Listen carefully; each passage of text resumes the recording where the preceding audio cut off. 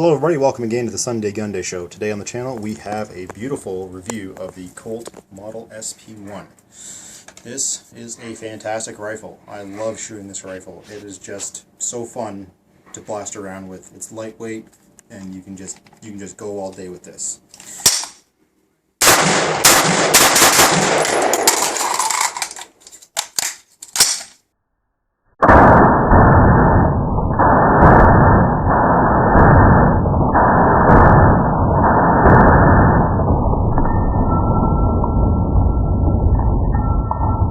Alright, so this is the Colt model, as I said, the Colt Model SP1 or R6000. Alright, so this model was first, I should say the Colt Manufacturing Company first introduced civilian market ARs, so select or semi-auto ARs to the civilian market in 1963. And the first SP1s rolled off the shelf January 2nd, 1964. These particular models ran until about 1982. Alright. So after that they became the Sporter series. So a couple things to note on these rifles, which is very similar to the actual M16 rifles. Okay, so first and foremost we'll flip over to the side, and what we have here is called a slab side. So this is similar to early generation M16s in the fact that there is no raised edges around the magazine release. Next, and what most people will see right off the bat, is this. No forward assist. Very early model M16s did not have that. That was the design they put in afterwards after having some trial and error in the field. Alright, so basically if you were to look up the Colt Model 604, this would look pretty much identical to that. The only major differences is this one only goes to semi-auto, does not switch all the way to full auto. And the other major difference between this and a Colt Model 604, which was generally issued to the United States Air Force, is this has just a Parkerized bolt, where the Model 604 had a chrome bolt that was slick side, meaning there was no serrations. If you can see right here, these serrations here, there was none of that for the forward assist to jam that bolt home when needed.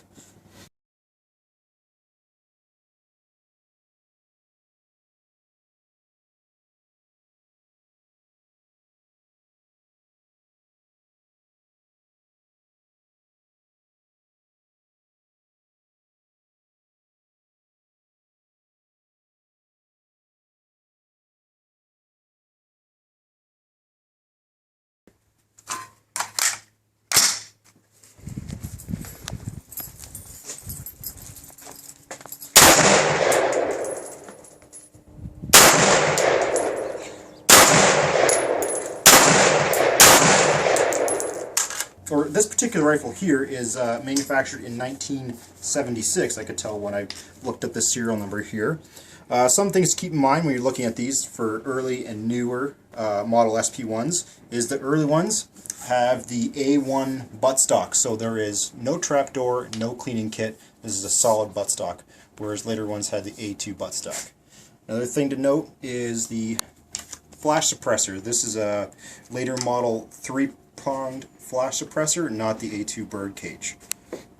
Another thing you could look at when you're looking at some of these rifles is where it says right here. This one here, the early manufacturers said Colt's Patented Firearms. Alright, and then the later models became Colt's Firearm Division, written right there.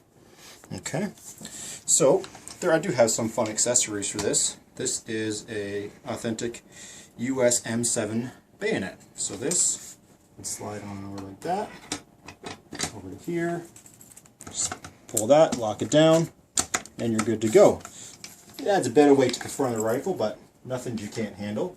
It's pretty straightforward, and it's fun to just have on there. So, and it just comes right off the same way. Just take that, pull it off, and you're good to go. Okay, what we also have for this rifle here is a couple of authentic Colt magazines.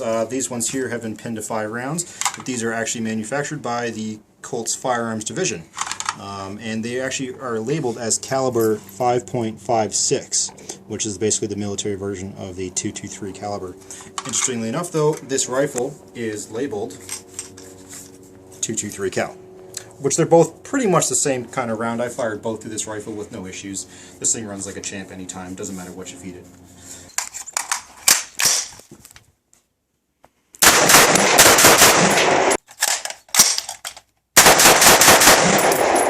And lastly, we have the later on. This is a well post-war or aftermarket 30-round magazine. I mean, I think it looks kind of goofy in a rifle like this. Maybe if you got a tactical up M4, a 30-round magazine would be awesome. But to be honest, I feel the beautiful 20-rounder just gives it that old school look that I really love about these rifles. I love the triangular handguards, love the fixed sights, the A1 carry handle. This is just, it's awesome like this, I feel, with a classic look. Okay, so speaking of rounds, it does fire basically this kind of round, which is the 223 or 5.56 NATO round. Pretty decent round, accurate out to maybe about 300 yards depending on what kind of rifle you're using it out of, but not a decent round at all. The rear sights, which are right in here. So it's a flip up sight, so you have this one here and this one here. So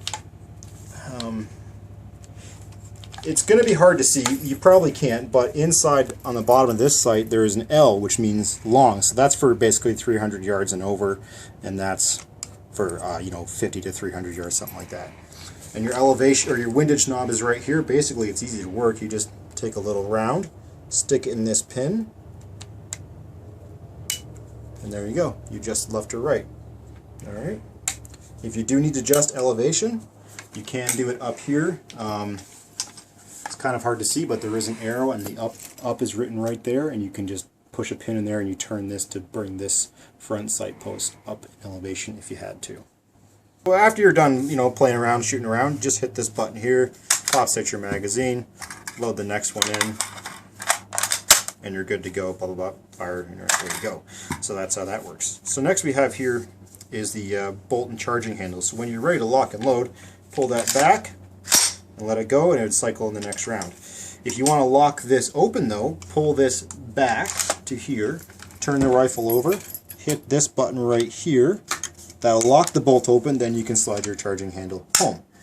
So then if you want to, when you're ready to load the next round in the magazine, just hit this, and that sends the bolt home again. Okay, so we're just going to do a quick takedown on this rifle. It's extremely easy. There's really nothing much to this at all.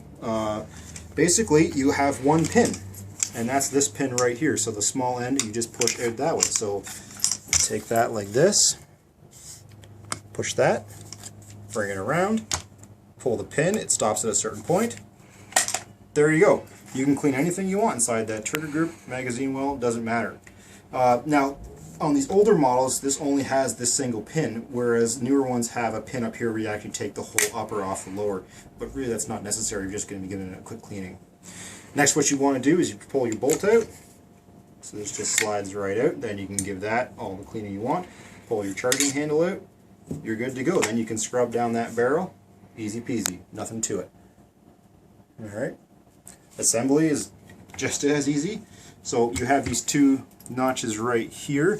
They have to line up with two notches inside the barrel. I don't know if you can see that, but they are in there.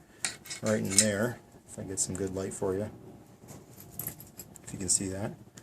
So basically you just got to bring that into there, get that in like that.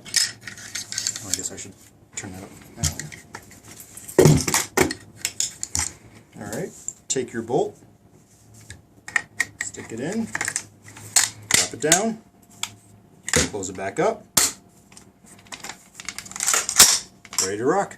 I've done my damage for the day. I think it's a great gun. I will never get rid of this gun. It's my style of gun. I don't think I'll ever tactical it out with scopes and lasers and lights and toasters and all that weird stuff that people put on these days. Alright, and that's everything we have with the Colt SP1. If you happen to come across one of these and you got a couple extra bucks to spare, I would highly recommend snagging one of these up. These are just solid, great rifles. Thanks again for watching the Sunday Gun Day Show.